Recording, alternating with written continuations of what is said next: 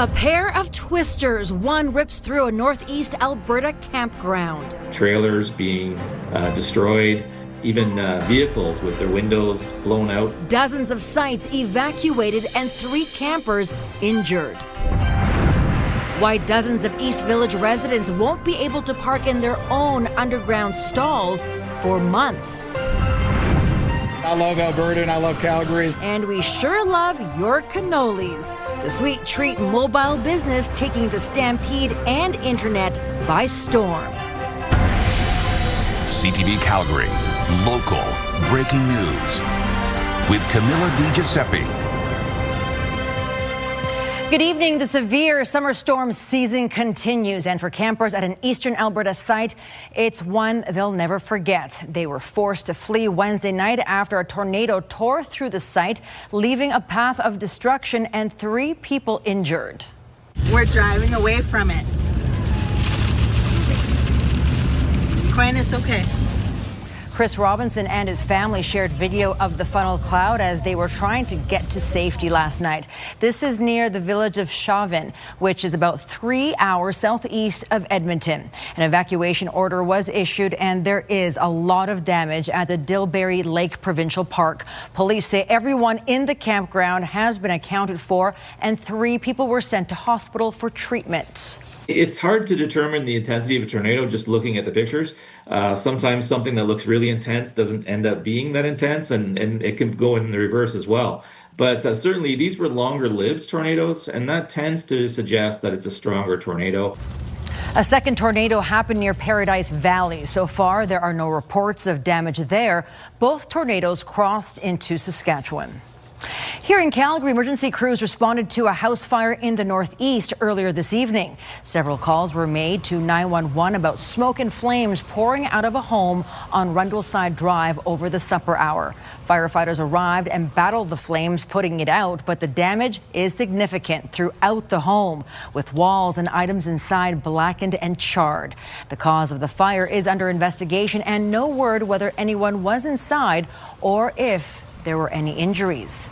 A cyclist was hurt after being struck by a van. It happened this afternoon on McLeod Trail South. Initially, the man in his 30s was thought to have suffered critical injuries, but his condition has been upgraded. There's no word on charges. A Calgary man has been charged in a Cochrane child luring investigation. Mounties launched the investigation in May after receiving a report from a parent that their child had shared intimate images with a stranger online. RCMP say they were able to find the suspect's phone number and social media accounts by searching the victim's electronic devices. 29-year-old Alan Rain is charged with luring a child and possession of child sexual abuse material. Renters and condo owners in an East Village building are in a bind, searching for parking. Initially, they were given less than 2 weeks to find a new place to park after they were told over 100 stalls would be impacted by nearby construction. They now have a little more time, but as Tyler Barrow explains, affordable parking isn't that easy to find in Calgary. Living in the East Village's Verve condo unit, Muhammad Iman prioritizes parking. Our own building, it's more secure. I don't want to park 10 minutes away. Yet, he's now searching for a new parking spot. On June 17th, he was notified by First Service Residential, which manages the building, of temporary structural shoring work related to a neighboring development, forcing 123 parking stalls to be vacated. The construction was slated to start less than 2 weeks later on June 29th. We got very short notice to move our vehicles. The impacted residents in the tower created a petition which has over 80 signatures. The deadline to find new parking has been pushed back a few times, but on Monday, the cars need to be gone. Also, 10 fewer spots are now impacted. No consultation or no one talking to us about why this was happening. The residents were told construction is expected to take approximately 4 months, and they would be compensated with $275 a month plus a $100 gift card. That compensation has since been bumped to $310 a month. Industry reports show Calgary has the 3rd highest monthly parking rates in North America, ranking behind only San Francisco and New York. The average price for third third-party monthly stalls downtown are anywhere from $366 to nearly $400. Parking for building tenants is even more expensive depending on reserved or unreserved spots, going as high as $577 per month. In a statement, First Service Residential's condo board for the Verve says the board has been working through this matter based on legal advice and has worked to reduce the impact on residents where possible, including securing compensation for affected owners. Money being offered is not enough to cover the parking fees, and there's no consideration of the inconvenience. Those forced to find a temporary spot expect better. Feel like being left out, and as well as the communication has been really poor. The process has been incredibly frustrating because it feels as though we're not being represented. Tyler Barrow, CTV News, Calgary. Since the start of Stampede, the city says it has now received 186 noise complaints related to music and festivals. It's also finished its internal review of the ticket issued to Badlands Music Festival and decided to rescind it. The city says it's encouraged by the reduction in decibel levels over the past 3 nights, but points out bass levels remain a challenge. Bylaw says it will continue monitoring this venue. As of this morning, there's been 37 noise complaints for Badlands Music Festival. Cowboys Park has received 124 complaints. The next update comes on Sunday, the final day of Stampede. Animal rights groups are calling out the Calgary Stampede for an incident involving a horse during a rodeo event earlier this week. A national advocacy group says the incident caused distress to the animal. Moses Woldu has more. During Tuesday's rodeo, cowboy Sage Newman is ready for the gate to open in the saddle bronc competition. But his mount, a horse named Ice Cube, drops to the ground in the chute. Handlers try to get the horse on its feet when one man is caught on camera, tugging on its mane and smacking around its head. Alberta's Animal Protection Act prohibits causing distress to animals, and distress includes subjecting them to abuse. Alexandra Pester works for Animal Justice, a national animal law advocacy group, filing a complaint to the Calgary Humane Society on Wednesday. These animals are used for entertainment, and there is just no reason to be subjecting them to this kind of distress. The Humane Society is now investigating. We've seen the video and we did have personnel on site that day. Does appear to be a bit of rough handling. Something the Calgary Stampede acknowledges. In a statement, the Stampede told CTV, our judging team made the decision to remove the horse from competition and it did not buck. While the horse was unharmed, some behavior that appeared to be exhibited does not align with the expectations of the Stampede. Some have also criticized Newman on social media for not doing something to stop the behavior.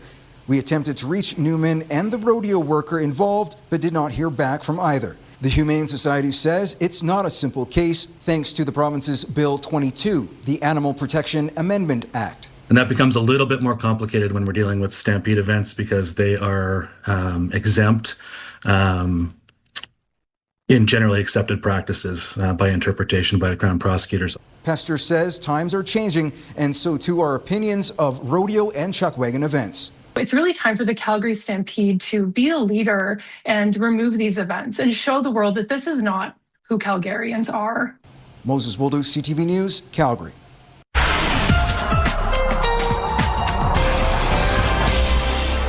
Danielle is in with our first look at the weather today. Felt pretty warm out there. Tomorrow, it's going to feel very, very hot. Yeah, and here's the deal. We're basically only a couple degrees out of the heat warning criteria for the city of Calgary for the next 3 days.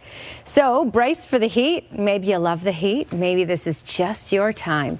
Either way, you want to make sure you're prepared for it. So 27 degrees is the daytime high. Even the morning will be hot, 18 degrees at 8 a.m. So we're even kicking off the day with toasty temperatures. Very small chance, just like today, of an isolated sprinkle in the city for the afternoon hours. If you are headed to Stampede, just remember that 27 degrees feels a lot hotter with all the pavement and the people. So make sure you're prepared for that as well. Your full forecast just ahead.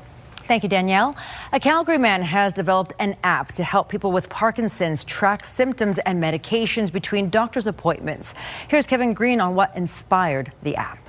Gary Swanson created My Care Cycle Parkinson's after years of helping his wife Fiona navigate the disease. The app tracks details that can be hard to remember between doctor's appointments. And I could see the transition and the development of Parkinson's. I could see where it could become very difficult tracking medication or tracking mood or exercise programs. For Fiona, that tracking is not just about numbers or notes. She says Parkinson's can affect memory, medication timing, and the way her movement changes through the day. I realized how important the timing was, and then I have the app now, and so now I can put it in there, and it shows when I took the medication. The app allows users to log changes in symptoms, mood, and exercise, and log medications. And you want to try and keep track and make sure that the medications are taken at a consistent time. The app also creates reports for medical professionals. The doctor can look and go, okay, so you've been pretty consistent taking your medication in the morning and afternoon, but you're sort of laxing a bit in the evening, so we can make adjustments. Parkinson's patients must remember a lot during short medical appointments. Parkinson Association CEO Lana Tordoff says tools that organize information make a big difference. So this is where an app like Gary's creating can come in really handy. You don't have somebody else to kind of anecdotally support what you're telling your physician. For the Swansons, the My Care Cycle app is a digital tool with a personal origin, a way to turn their daily experience with Parkinson's into something that can help others. I hope someone downloads the app and they go, yes, this is useful. This will make things so much easier to help us deal with the My Care Cycle Parkinson's is available on the Apple App Store. While it tracks medical information, it does not provide medical advice. Kevin Green, CTV News, Calgary. It's a labor of love. Coming up, a Calgary man is celebrating 50 years working the Stampede Midway.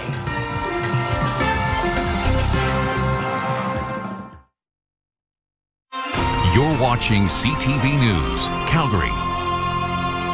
More than 100 tourism workers are threatening to walk off the job during Banff and Jasper's busiest sightseeing season. Employees at Brewster took their labor dispute public today, saying their employer's record profits don't line up with what they're calling its low ball offer. Tim Brooke has more. It's not where you'd expect to see tourism workers on a busy summer day in Banff. We're holding a practice strike today to pressure management for higher wages and to come back to the bargaining table with a fair offer. 125 Brewster employees are threatening legal action against their employer. Most were on shift Thursday, but those here made it known. If we don't get it, shut it down. If we don't get it, shut it down. If we don't get it, shut it down. Staff overwhelmingly voted to authorize strike action last month. They include drivers, mechanics, and bus washers, and they could walk off the job as soon as July 28th. It means there's going to be thousands of guests that are coming here on vacation that aren't going to have reliable transportation. We've been at the table and remain to be at the negotiation table, bargaining in good faith with the goal of finding a fair deal for our team who we care deeply about. Brewster is owned by U.S.-based company Pursuit Attractions and Hospitality. It currently dominates the area's sightseeing industry, owning 6 of Banff and Jasper's 9 main tourist attractions. That would be like a concern for me because, you know, the locals, we have to give them a heads up, right? I can see why Canadians would be upset. It should be left for Canadian people. It takes away from the income and of the country, so it probably is a concern. They made record profits the last 2 years. And, you know, the wage increases that they've offered us are not substantial enough to keep up with the cost of living here. Last year, Pursuit reported a record revenue of $452 million with a profit of almost $22.7 million. I'm not going to negotiate in the media. I don't think that's a helpful forum to share details that are being discussed at the bargaining table. The two sides say they'll return to that table soon. Tim Brooke, CTV News, Banff. If you've purchased beef within the last decade or so, you may soon be eligible for a payment after proposed settlements have been reached in class action lawsuits accusing the beef industry of conspiracy. According to the suits counsel, multiple beef companies are alleged to have taken part in an unlawful conspiracy regarding the supply and/or price of beef sold in Canada. The class action is asking for extra money the companies received to be returned. How much each person could be paid out is still to be decided, but JBS Foods has agreed to pay over $7 million and National Beef about $500,000. BC and Quebec courts will decide on fair settlements later this year. A fixture on the Stampede grounds has hit a major milestone. Scooter Corrick has been working with the Midway for 50 years. Alicia Fieldberg has more. Time flies when you're having fun, and that's why 5 decades working on the Midway have whirled by for 66-year-old Greg Corrick, better known as Scooter. Time has gone by in a flash. You know, I just take a look and it seems like I started, like yesterday. The excitement in 1977 is the same as the excitement here this morning. He started his Midway career by accident. Corrick is from Calgary and always loved Stampede as a kid. As a teen in 1977, he thought he applied to work the 10-day festival, but soon realized he actually landed a full-time gig with the traveling Midway company. We finished the Calgary Stampede and I came home and announced my mom and my dad that I was traveling with the carnival, which really maybe didn't go over very well. His family soon realized he was making a successful career for himself.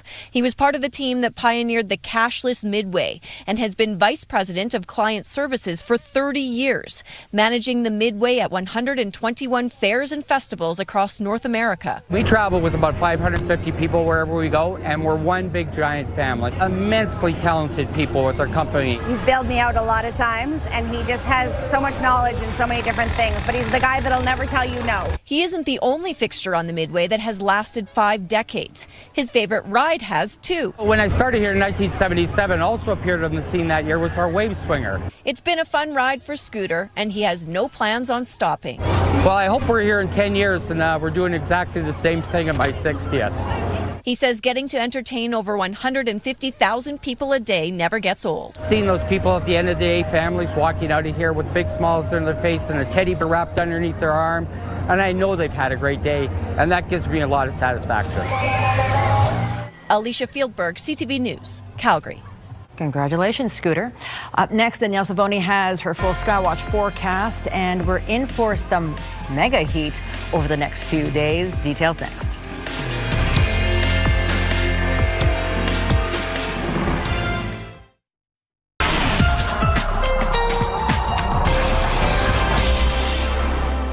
All right, well, today was hot, and this is just the beginning of this stretch of heat where temperatures will continue to build, and it's going to last Friday through Sunday at the very least.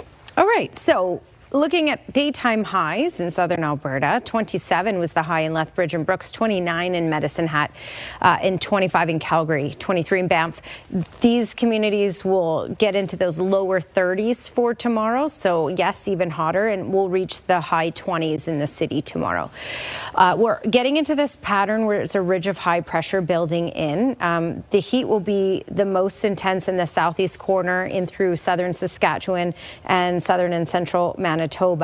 The heat right now is mainly stateside. It's definitely excessive. So, for example, the high in Las Vegas, Phoenix, 44 degrees for today. So this ridge of high pressure will be in place Friday, Saturday, Sunday, and it will start to make its way out on Monday. So Monday will still be a hot one. And again, because the southeast corner in our province will get the hottest weather, that's why we do have the heat warning in place. Outside of the heat warning, though, it's not that it won't be hot. It's just a couple degrees away from the heat warning. This is just where it will be most intense. So Jenner down through Medicine Hat, foremost, many berries. This is the area under the heat warning for Friday, Saturday, and Sunday.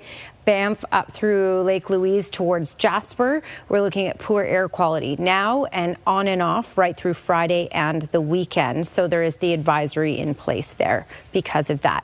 All right, earlier today we did have a couple raindrops in the city, and some cells really tried to get to develop east of the city. When we look at the future cast, tomorrow we're looking at lots of sunshine and this similar setup. It is pretty stable out there, but there is the possibility of a couple isolated showers in the city. Very brief, very isolated, so very few and far between if we get it at all. It's a small chance of this, but just want to make sure I give you a heads up. They could develop into thunderstorms closer to the Saskatchewan border. And then on Saturday, by the supper hours, up the QE2, so likely Innisfail towards Red Deer is where there could be some severe thunderstorm activity. Likely it will stay to the north of Olds. All right, longer range forecast for Calgary. 27 degrees is our high for Friday. Saturday, 28 for Sunday. Again, small chance of a brief isolated shower Friday and Saturday in the afternoon. And then it should be nothing but sun and the hottest day of the next 5 on Sunday. All right, Danielle, thank you. Playing with your food may be frowned upon, but what about creating with it? Next, the artist behind these pancake portraits.